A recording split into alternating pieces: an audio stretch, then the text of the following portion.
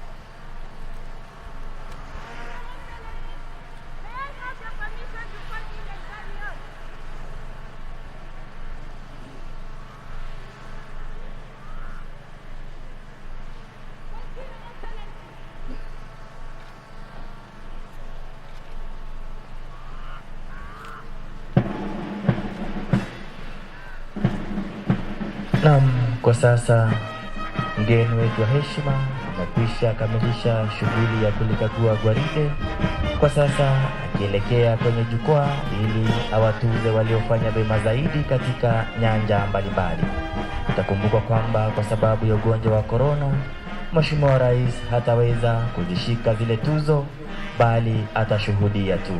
Asanteni.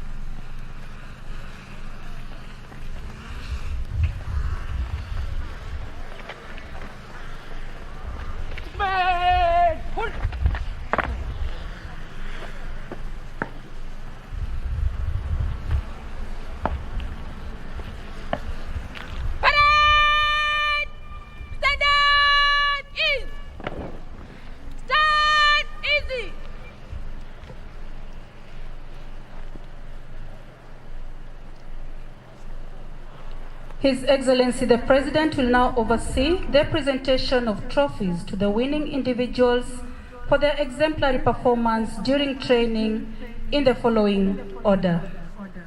Best All-Round Male, number 239490, Cadet Elijah Kuraru.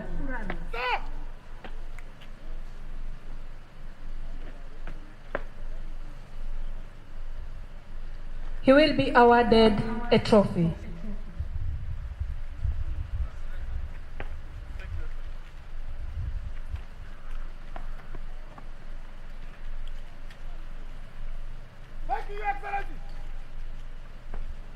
Best All-Round Female, number 239321, Cadet Rahima Sharif.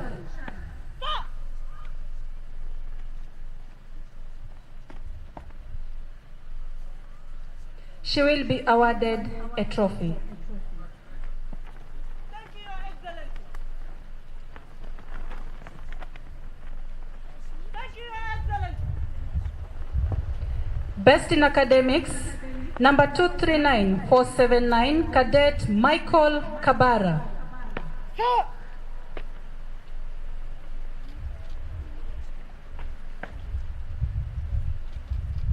He will be awarded a trophy.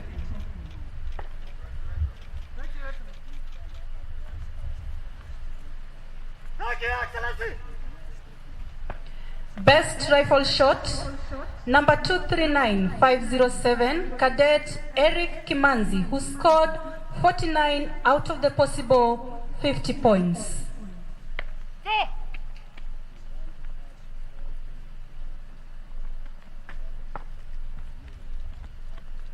He will be awarded a trophy. Thank you, Your Excellency. Thank you, Your Excellency.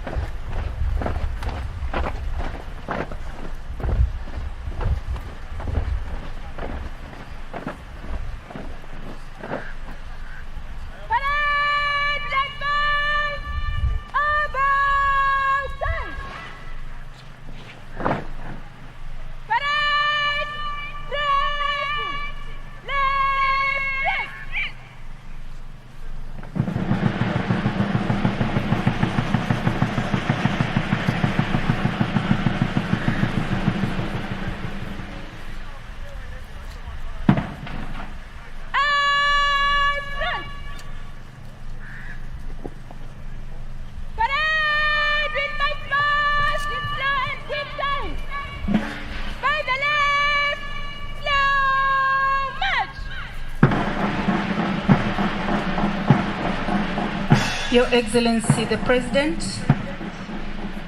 the parade is now approaching in slow time to pay their compliments and showcase their skills as trained by their able instructors.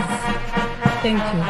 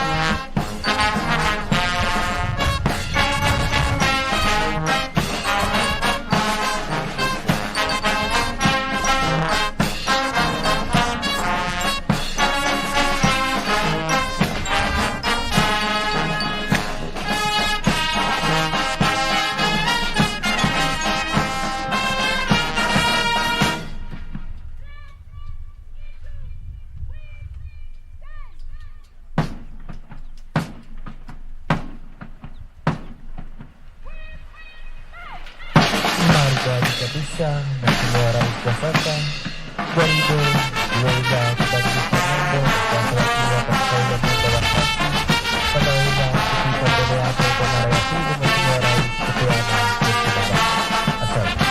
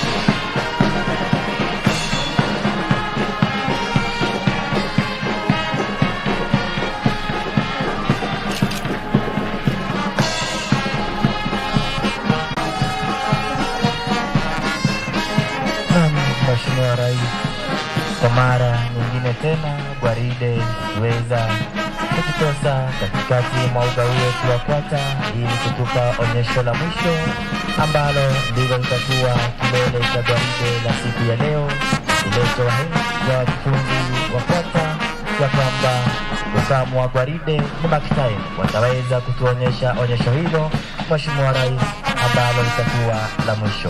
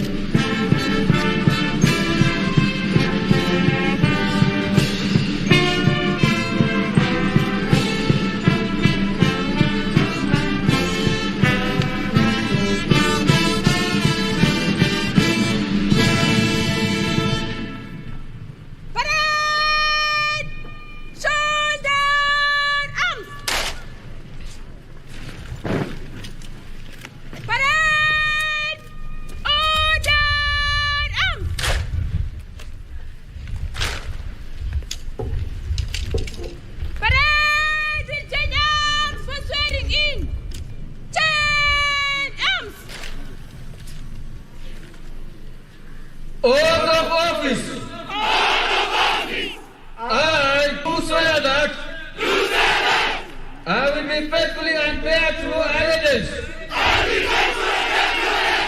to the Constitution and the President of Kenya during my service in the Kenya Police, without favor or affection, malice or ill will, that at all times peace. You elect us to preserve the peace. And to prevent offense. And to prevent offense. Against the peace. Against the peace. That while I shall continue. That while I shall continue. To hold the said office. To hold the said office. To the best of my skill and knowledge. To the best of my skill and knowledge. Will discharge all duties thereof. Will discharge all duties thereof. Faithfully according to law. Faithfully according to law. And I will subject myself to the Constitution. And I will subject myself to the Constitution. All acts. All acts. Orders and regulations. Orders and regulations. Now or in future in service. Now or in future in service. Relating to my service. Relating to my service. In the Kenya Police Service. In the Kenya Police Service. And that I will discharge. And that I will discharge. All the duties of a police officer. All the duties of a police officer. According to law. According to law. Without fear. Without fear. Favor. Favor. Affection or ill-will. Affection or ill-will. So help me God. So help me God. Parade! Stand up! Parade! Stand up! Easy! Stand easy!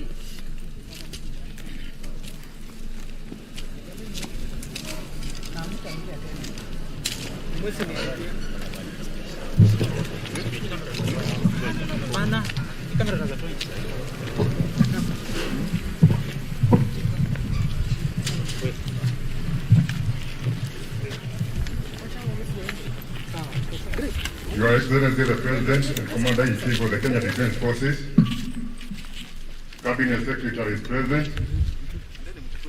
Chief Administrative Secretary and Permanent Secretary is present,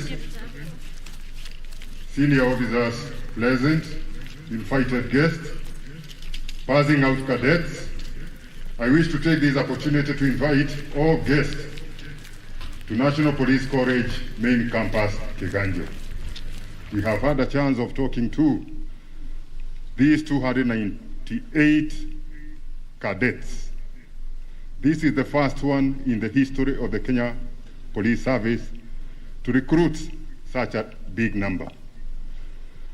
And with that, I would like to invite the Inspector General National Police Service to come and continue with the rest of the program.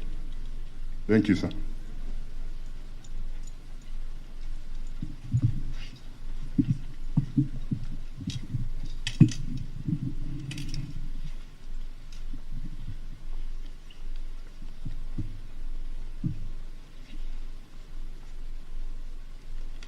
Your Excellency the President and Commander-in-Chief of the Defense Forces, Cabinet Secretaries present, Principal Secretaries present, Service Commanders present, members of the National Police Service Commission, senior members of the National Police Service, distinguished guests, graduates, ladies and gentlemen.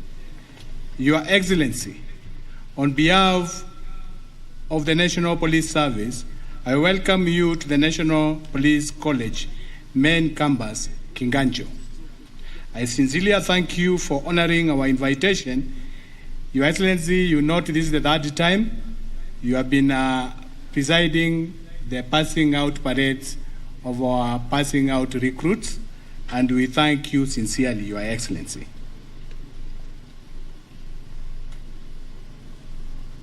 These officers were taken through a very comprehensive curriculum with relevant theoretical and practical exposures designed to equip them with competencies and desirable characters of aspired ranks. This team is composed of various professionals. Amongst them are medical practitioners who will be instrumental in operationalizations of the National Police Service Hospital, currently under construction.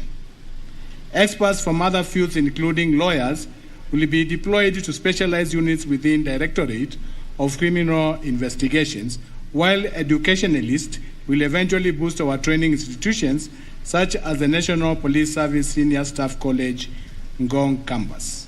Your Excellency, these officers are entering the service as middle managers.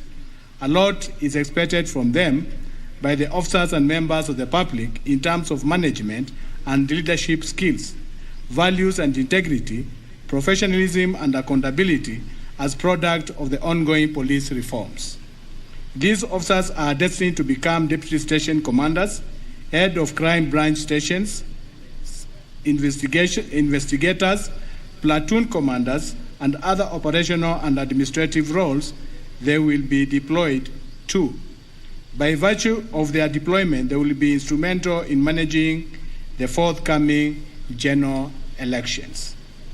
I had an opportunity to review their parade where I appealed to their designated commanders to support them, integrate well into the police service, and mentor them into reliable police officers.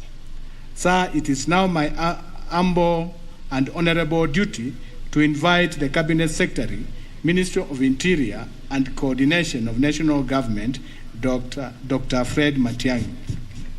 Karibu.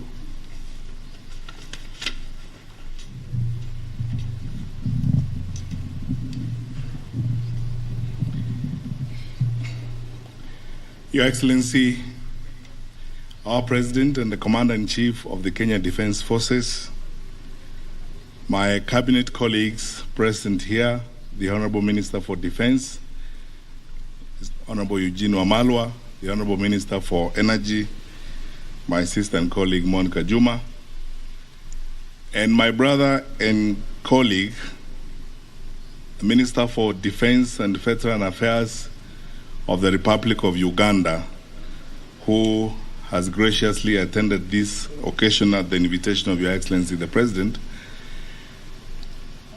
the Chief Administrative Secretaries present here, senior officials from the Ministry of Interior, led by my two colleagues, PS Interior Engineer Kibicho and PS Correctional Services, Madam Savina Kwekwe, the honorable members of Parliament who are with us here, especially the members of Parliament of the Security Committee in the National Assembly, senior leaders who are here from the entire of our police command and heads of our security agencies, Commissioner General, Prison Service, the representative of the CDF, the cadets, ladies and gentlemen.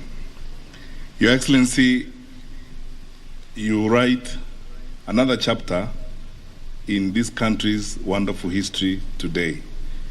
With the passing out of the 298 cadets, Your Excellency, you have achieved a historic feat because this is the first time ever since independence we are having direct admission of police cadets who have been trained here. This is in line with the plan that you gave the country when you came to office of moving our national police service to global standards in terms of its capacity and its performance. I personally thank the Lord, Your Excellency, because I sat through this and my colleagues who are here, like Ambassador Juma, remember how committed you have been to ensure that you bring our security sector to this level. And from this day forward, a new chapter is opened in the manner in which we equip and capacitate the leadership and management of our police service. We will be better, more responsive, more focused, and committed to the law in terms of ensuring law and order in our country. Your Excellency, on my own behalf, and on behalf of my colleagues at the Ministry of Interior, I can't thank you enough for the leadership you have given us. It takes leadership to get where we are today, and it's absolutely because of your commitment that we have come to this point, not just in this service, but in many sectors of our security departments in the country. Finally, sir, I would like to commit on behalf of my colleagues from the ministry and the entirety of our internal security sector that we are ready under your command to follow the instructions you have given us to ensure that we keep our country secure and safe, and that we are prepared to preside over and to support the IEBC to conduct the general elections this year. We will do so strictly according to the law. There are times when we are asked to do things that are not within the law. We will do so strictly according to the law, Your Excellency, as you have instructed us and as we are established by law. And all these officers, and I can speak on behalf of all my wonderful colleagues, are ready to do their bit. So, sir, we thank you for what you have done to us as citizens of this country and for the solid leadership you have shown and how you have brought us to this point in our country. And ladies and gentlemen, all of us today are looking forward to listening to our president, and it's therefore my distinct privilege, honor, and pleasure to request you to be upstanding as I invite His Excellency, our President, to speak to us and preside over this ceremony. Your Excellency, sir. Thank you, Fred. Please be seated.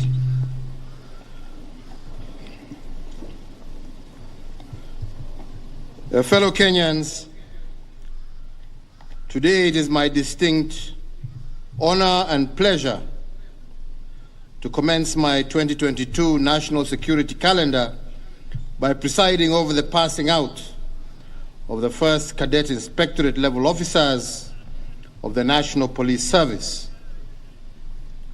As always, I am most pleased to see young Kenyans, as those before us, answering the call of public service and committing themselves to make Kenya a better and safer nation for all. Today's parade comes barely after two other pass-out parades, first of the Administration Police, the second of the General Service Unit of our National Police Service, and adding today's numbers, the total number of police officers who have graduated under my administration stands at 35,400. So, ladies and gentlemen, today it is a double joy as we graduate the first class to be admitted direct as mid-level managers of our police service. Secondly, it is also a historical day because out of the 298 Cadet Inspectorate level officers graduating today, 78 are female, indeed including the commanding officer of this parade, who has done a sterling job. This, I am proud to state, demonstrates clearly our commitment to engendering the security sector, and more importantly, our resolve to empower and to position our women in positions of leadership. Furthermore, this occasion is a highlight of the remarkable transformation we have continued to make in the tooling as well as the retooling of our security organs as we seek to solidify their capacity to make Kenya a more secure and peaceful nation. So you graduates, it is against this backdrop that I feel most privileged today to receive your salute at your passing out parade, and I join your families, relatives, friends in congratulating you for this noble achievement. Let me also register my appreciation to the entire leadership of the Ministry of Interior, led by your Cabinet Secretary, the leadership of the National Police Service, the College Commandant, and all the trainers who have coached, mentored, and instructed these cadets. To you, I say congratulations for a job indeed well done. And to the graduates, ahead of you lies years of service to the people of Kenya. You are joining the security sector at a time when we are implementing significant reforms in the security sector with a view to restore the place of pride of our security organs. At the same time, the Kenyan society at large is also experiencing significant transformation, particularly in terms of expectations of our citizens. Therefore, you should expect Kenyans to demand more of your quality service than any other previous crop of officers. I am, however, confident that if you apply your training, maintain your discipline, but most importantly, your integrity, and faithfully follow the orders of your superior officers, you will have a long, distinguished, and rewarding career in the police service. I therefore urge you to rise to the challenge and to exceed the expectations of many. Serve with dignity, integrity, honor, and valor. And in everything you say or do, whether in uniform or outside of it, remember that you represent the entire police service and the government's solemn commitment to the people of Kenya to serve and protect them. Ladies and gentlemen, strengthening the security sector has been a priority agenda for me, underpinned by our recognition of the importance of security to the realization of sustained socio-economic development. This noble agenda has been realized through an acceleration of security sector reforms, enhanced resourcing, and modernizing of the police service in our effort to make it well prepared and resourced in surmounting the dynamic, existential, and emerging security challenges. These initiatives have seen police officers undergo a new training curricula, receive modern equipment, and have available to them better support and welfare benefits. I will mention just a few of the reform actions that we have taken. To boost service delivery and efficiency at work, we adopted the motor vehicle leasing program for the police service. This game changer has resulted in an end to the mobility challenges that used to face the police officers across our country. It has also increased police visibility and improved the response time to security incidences. I am also aware that the welfare of police officers is also a major factor contributing to their performance. And in that regard, that is why we heralded a new dawn of comprehensive medical insurance cover for all national police and Kenya Prison Service officers, and the cover which is currently in place is benefiting the officers and their immediate families. Similarly, we took steps to improve police accommodation, particularly through the introduction of rental house allowances, and these too are the many initiatives that my administration has put in place to bolster the welfare of our police. Fellow Kenyans, the path to a more secure Kenya hinges on a multi-agency approach in tackling security issues. We have put in place a multi-agency institutional framework which brings together all entities responsible for deterring crime, investigation, and prosecution of offenders, as well as the safe custody of inmates. Appreciating the transnational nature of crime, we have also executed several mutual legal assistance and reciprocity agreements with other friendly nations. As you are aware, we live in a very dynamic environment with a myriad of security challenges, and indeed the regional and international spheres exhibit numerous security threats that have impacts within our own country. The Great Lakes and the Horn of Africa regions are both currently experiencing waves of insecurity due to terrorism and civil unrest. Therefore, we all as a nation must remain vigilant to ensure that despite all that is happening outside our borders, that we remain safe and secure here at home while working together with our colleagues across the regions to ensure peace and stability for our whole region. As I conclude my statement, let me underscore that there is no greater honor for any citizen than to serve your country.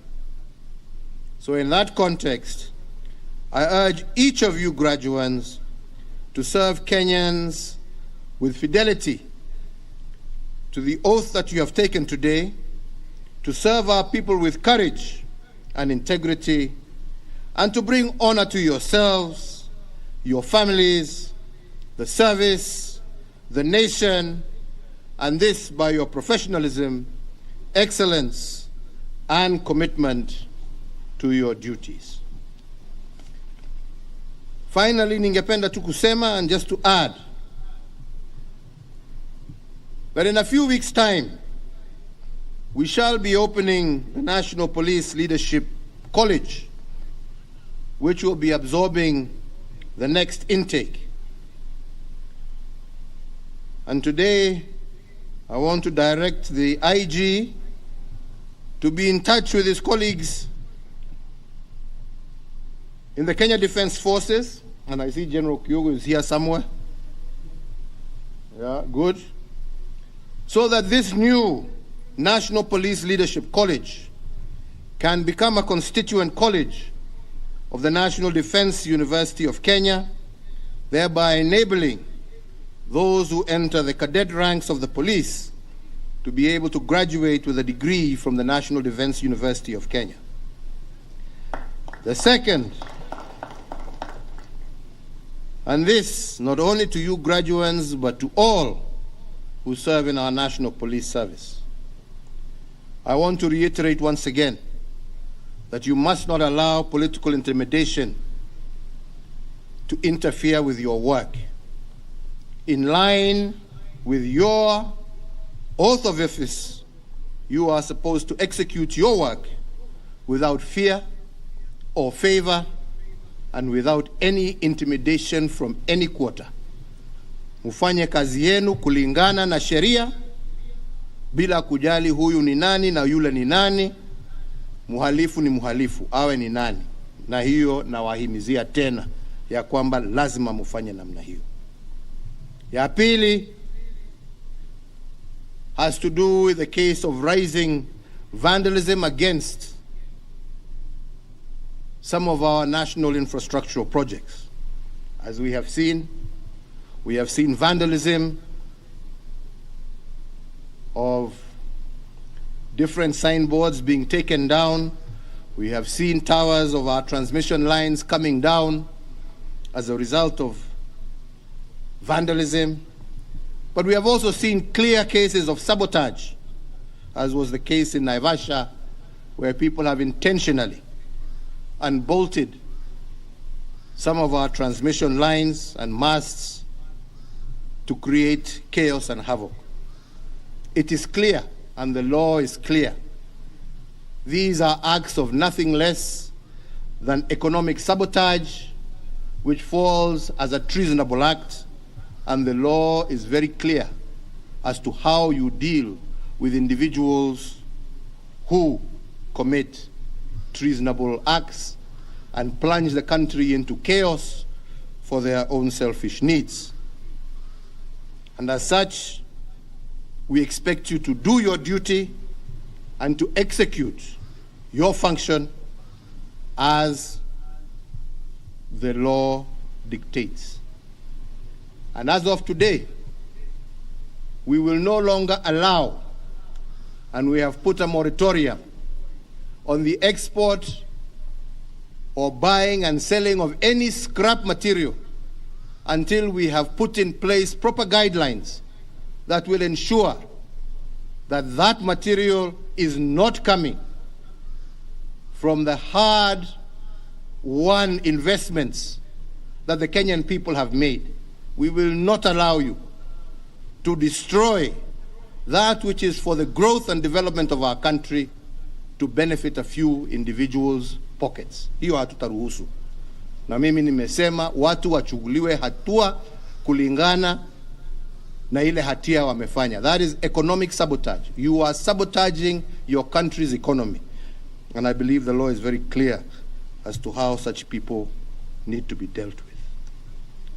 Kwa hayo machache, kwa sababu leo sio siku ya kukasirika, ni ya furaha, mimi nataka kusema hongera kwenu nyinyi wote.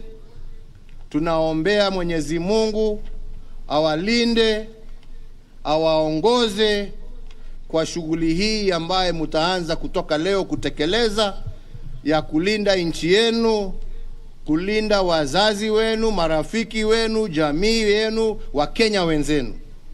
Yangu ni kuwaombea Mungu awe nanyi, awaongoze na awalinde katika hiyo shughuli, na nawatakia mema miaka ijayo, kwa sababu kati yenu wale ambao ndio watakuwa viongozi wa hii idara ya polisi watatoka kati yenu, lakini itategemea pia vile nyinyi mtajisimamia na vile mtatekeleza kazi yenu, imani yenu. Tuachane na mambo ya ufisadi, tuachane na mambo ya ukabila. Yenu ni kuhudumia Wakenya milioni 50, na kila moja is the same as the other. Equal service, integrity, and you shall succeed and rise to the very top. May God bless you as you start your endeavors. Asanteni sana.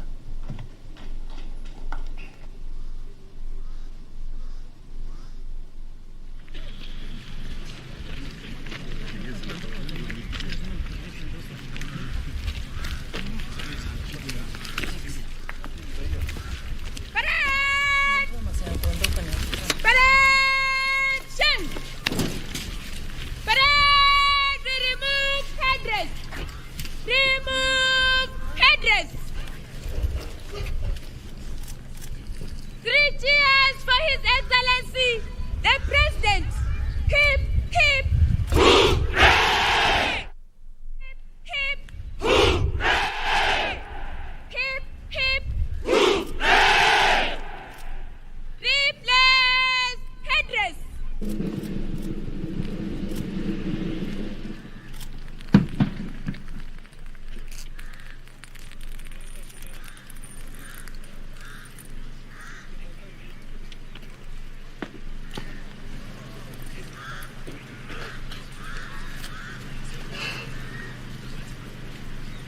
Your Excellency, may I have your permission to march off the parade?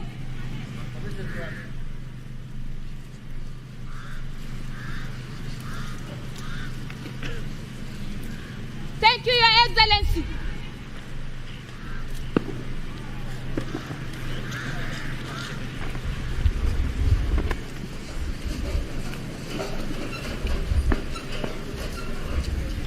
Parade!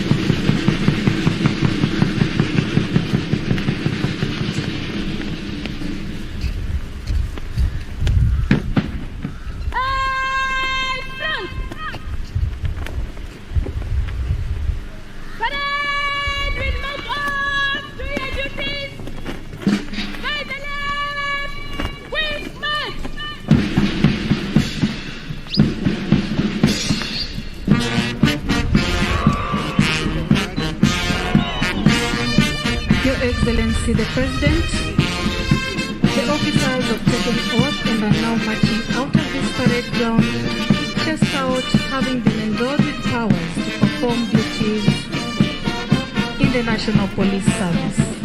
They are now ready to go and serve and jealously protect and guard our country. Thank you, Your Excellency. I will now invite my co-announcer in Swahili language, Police Constable Isaac Katari. Thank you. Shukran mwenzangu katika lugha ya Kimombo, Inspekta Maureen Oracha. Mheshimiwa Rais, kwa sasa maafisa hawa wakiwa wameshakula kiapo, sasa wakiondoka kutoka uga wetu wa Kwata kwenda kulitumikia taifa letu la Kenya katika hali yoyote, katika vilevile nyanja zozote zile, bila ubaguzi wowote, uwe wa kirangi ama wa kikabila.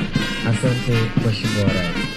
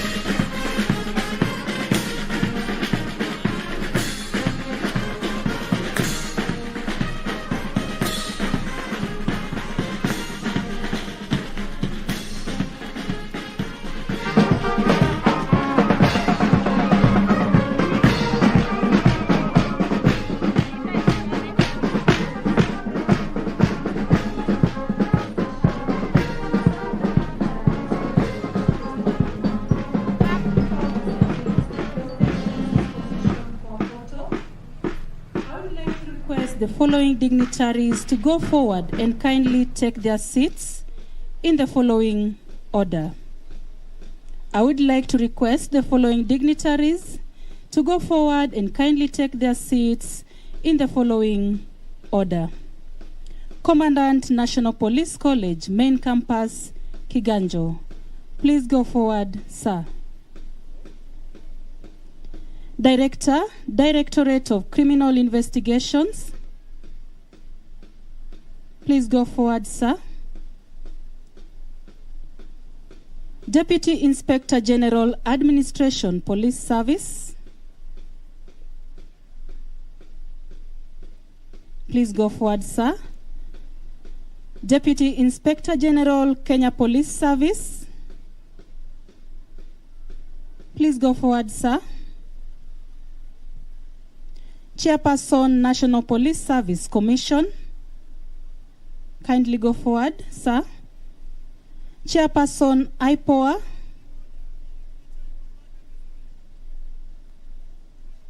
Chief Administrative Officer, Interior, Hussein Dado.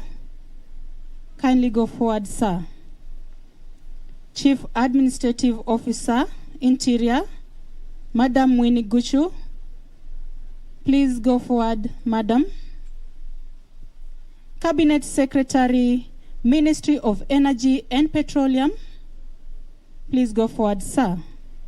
Cabinet Secretary, Ministry of Defense. Please go forward, sir.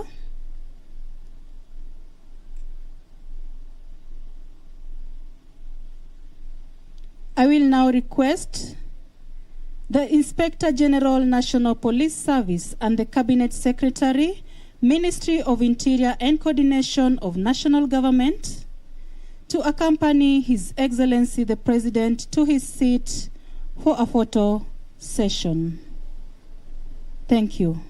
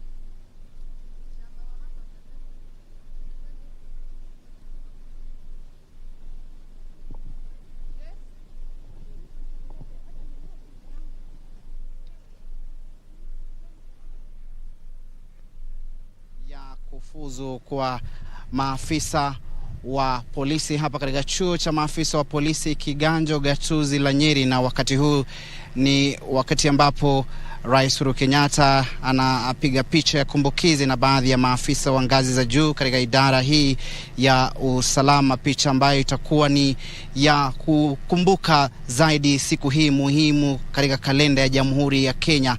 Kama alivyodokeza Rais Uhuru Kenyatta, siku hii tangia taifa hili liweze kupiga hatua kubwa katika masuala ya mageuzi katika idara ya usalama, katika lugha ya King'eng'e police reforms.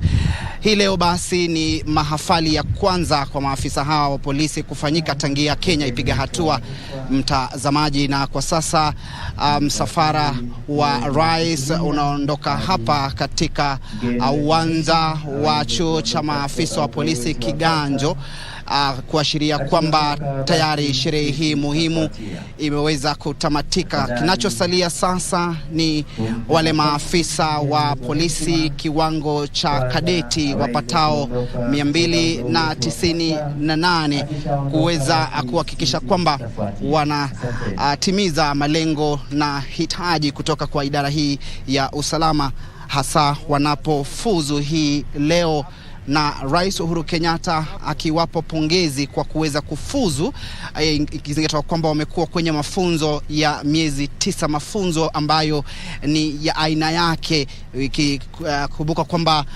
wanapokuwa katika mafunzo hayo, mtazamaji, wanapitia hali ngumu zaidi, na maafisa hao ambao wamefuzu wapatao 298 wakiwemo 220 wanaume na 78 wanawake wameweza kusomea taaluma mbalimbali. Kuna wataaluma ya uhandisi, wanahabari, kuna wale maafisa wa huduma wa afya ambao vilevile wamefuzu hii leo, na ni wajibu muhimu zaidi kwao kuhakikisha kwamba Kenya salama. Na nikiangazia baadhi tu ya usemi ya baadhi ya viongozi ambao wamekuwa hapa katika sherehe hii muhimu, akiwemo Inspector General wa polisi Ceremonial, ambaye ameweza kudokeza kwamba sasa kinachosubiriwa vilevile kuona maafisa hao watakavyo asimamia uchaguzi, waweza kushirikiana na tume huru ya uchaguzi na mipaka nchini IEBC kwenye zoezi la uchaguzi Agosti 9.